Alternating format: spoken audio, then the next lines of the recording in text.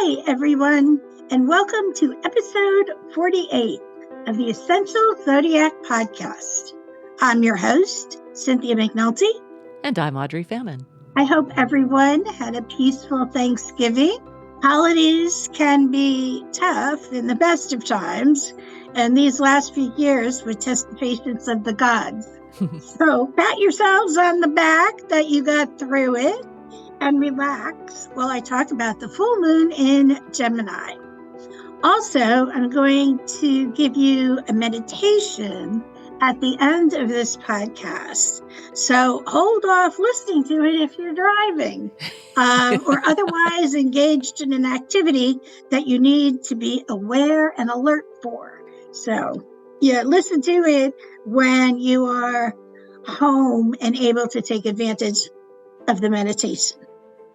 So the Gemini moon exactly opposes the Sagittarius sun. And what that means is literally the moon and sun are on opposite sides of each other. The Gemini Sagittarius polarity is a mental axis where Gemini represents the lower mind and Sagittarius represents the higher mind. So Gemini represents how we communicate, how we gather information, and how we disseminate that information. Sagittarius is a higher thinker. Sagittarius and Jupiter rule the ninth house, higher wisdom, higher learning, that kind of situation. A Gemini moon encourages us to think logically, while Sagittarius persuades us to think in a far broader manner. Sagittarius symbolizes the quest for meaning and ideas that expand upon the here and now. Gemini is quite comfortable in his or her immediate environment, while Sagittarius stimulates us to venture beyond. If you ever have a friend who is a Sagittarius sun or rising, or they have Sagittarius prominent in their chart, they probably enjoy traveling. They probably have, the passport at the ready and, love to, even if it's like a local travel experience, they like to expand their horizons. Neglecting either end of the axis will surely backfire on us. Ideally, a balance should be found between the two energies, and this is what the full moon invites us to do. This full moon is about communication, attitude, and a sense of adventure. Something has been building inside of us, and now is the time when the energy of the cosmos fairly demands that we let it out. So over the next 2 weeks, we'll discover what this means for us. For now, we can't sit on our feelings. We need to express them. This full moon is aligned with Mars via the sun and square Saturn. So there can be a real desire to master a situation, but some blocks or obstacles will need to be overcome. That's that Saturn aspect. So the desire is there, but you're going to have to put some work into it. You're going to have to try to figure your way around some roadblocks. Finalizing plans should be probably saved for a later date. And we should watch for too quick decisions and actions. But paying close attention to what's illuminated now makes sense. Through the events or tensions of this time, we can ultimately get to a better understanding of ourselves and particularly of our desires. The other thing we want to pay attention to is, during the holiday season, you want to pay attention to your finances. And one thing Sagittarius Jupiter can do is put on the rose-colored glasses. It's like, I'll put it on my credit card. Now I'll pay it off in January. Well, that's, a lovely thought. We know we're not going to do that, and we're going to be in debt, and we're going to be all upset. And so use discretion. Set yourself a budget and, stick to it. So while traveling through this cosmic climate, it will be necessary that you look for ways to stay mentally engaged, especially if your brain starts to feel scattered. And that's not hard to do at this time. We have a lot on our plate. We have personal situations, we have work situations, we have all family stuff going on. So try to avoid that by setting the intention to remain focused on the task at hand. Don't let a million things crowd into your mind. Do what you're doing, move on to the next thing. Take care to avoid distractions that might take you away from sorting through important thoughts and ideas. Just be sure to make time for socialization as well, catching up with friends and family members in between tasks, which is going to be kind of I always found it a juggling act when my in-laws were around and my parents. You want to see it, the family, but you don't want to run yourself ragged. So fortunately, my in-laws were very cool and understanding people, and we were able to, work things out. But I do remember feeling pretty stressed. So if you're overdue for a trip to the library for a new book or to download one, these vibes pair well with starting new journeys of the mind. Keeping a pen and notepad handy can also be helpful, using these tools to outline to-do lists and document aha moments. And one thing I wanted to mention about the library is I know our library here in Forsyth County, you can download books, I believe, for free. You have to join the library, but you can download books, and you can, just like you're taking out the physical book from the library, and I think you get 2 weeks or whatever to read it, and then, you return it in a way.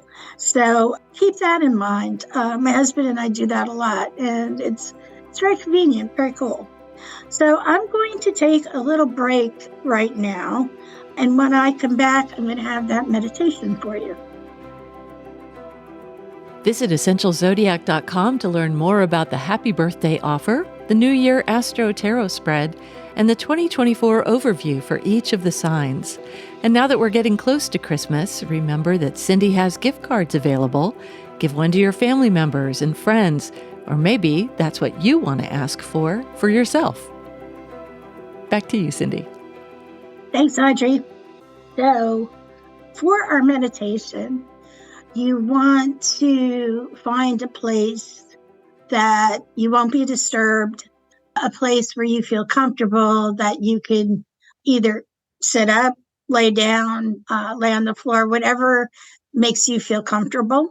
And you won't, like I said, you won't be disturbed.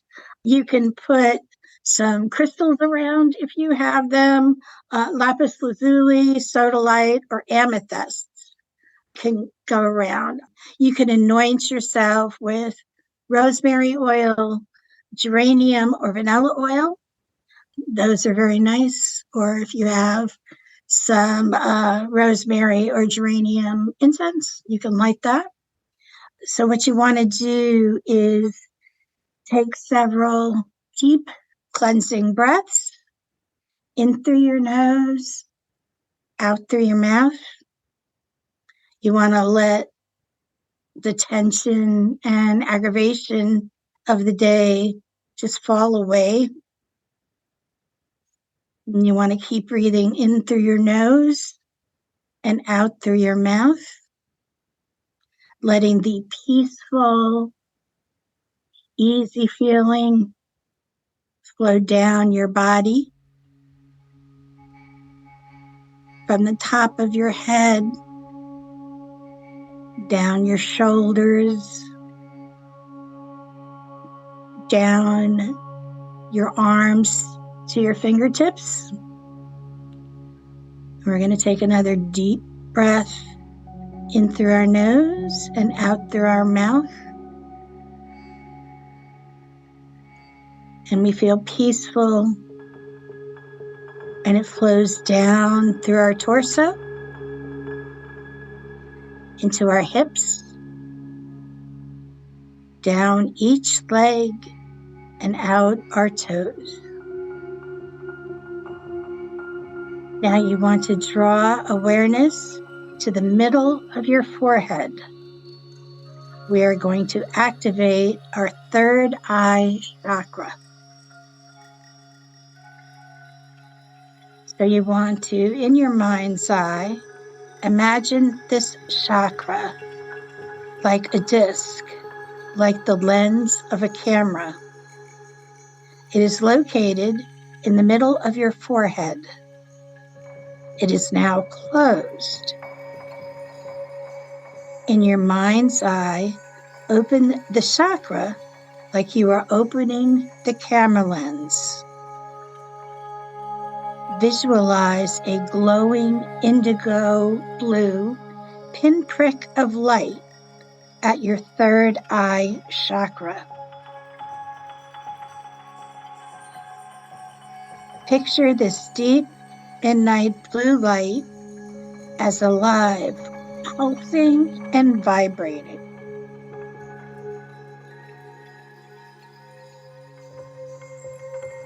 See it pulsing and vibrating with every breath, with every heartbeat.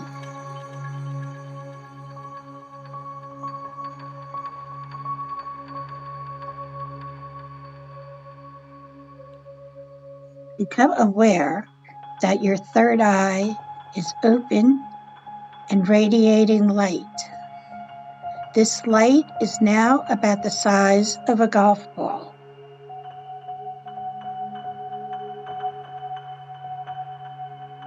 Allow the indigo sphere of light to open and send gentle streams of indigo light in all directions, letting it relax you. Give yourself permission to let your third eye open naturally and automatically, all the time relaxing more fully.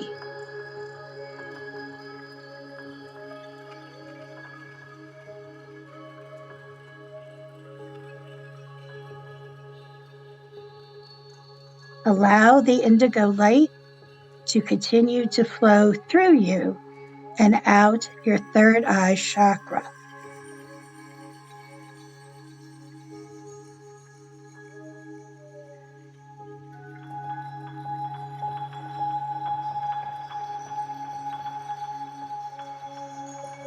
Now connect with your higher self and ask it to fill you with the purest indigo light, filling every place in you and around you.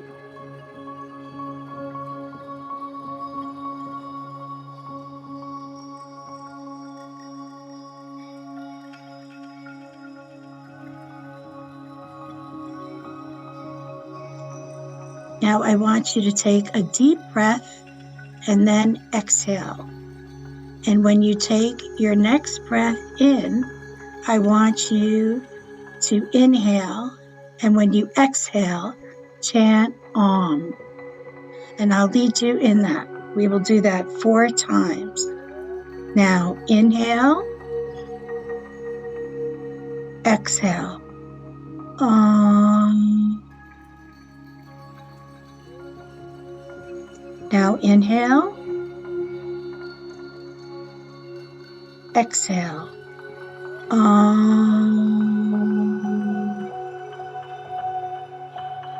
Now inhale, exhale. Last one. Now inhale, exhale.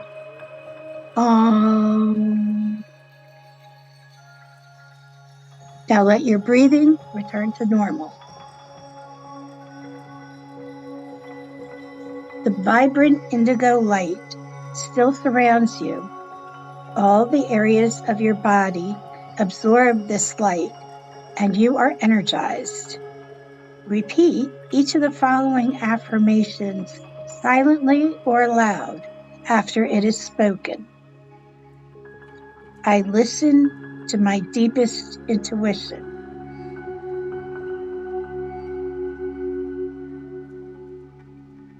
I am blessed with an inner voice.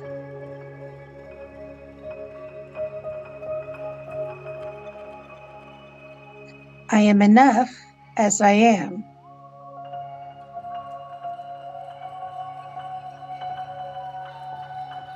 I trust my inner guidance.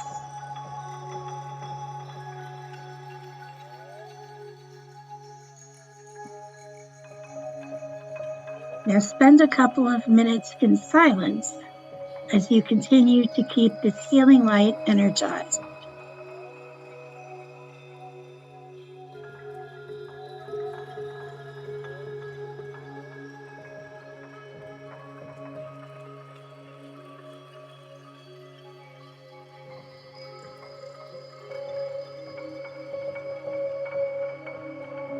Now we're going to bring your awareness back to your breath. On your next inhale, begin to move the light back into your third eye chakra until once again it is the size of a small pinprick of light. So you keep inhaling and moving the light back into your third eye chakra.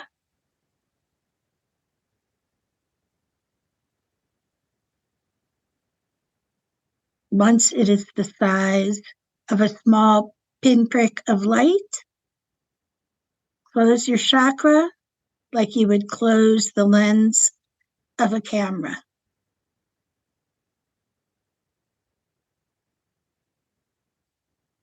When you're ready, you can open your eyes and continue with your day. So that ends today's episode. Our next episode will be about the new moon in Sagittarius, which will air on December 8th. I hope you tune in. Remember, you can find all the information you need for all the goodies for 2024 on my website. And remember, with astrology, you can chart your life's course. Thanks for joining us for another episode of the Essential Zodiac Podcast. We have new episodes for you every other Friday. And stay in touch between episodes by liking and following the Essential Zodiac on Instagram, Facebook, and X. Visit EssentialZodiac.com to check out the many readings, apothecary bottles, and specials, especially all these ones coming in for 2024 that Cindy has posted there on the website. And while you're there, be sure to sign up for the Skywatch Journal for monthly updates and news. This podcast is produced at Muddy Creek Studios.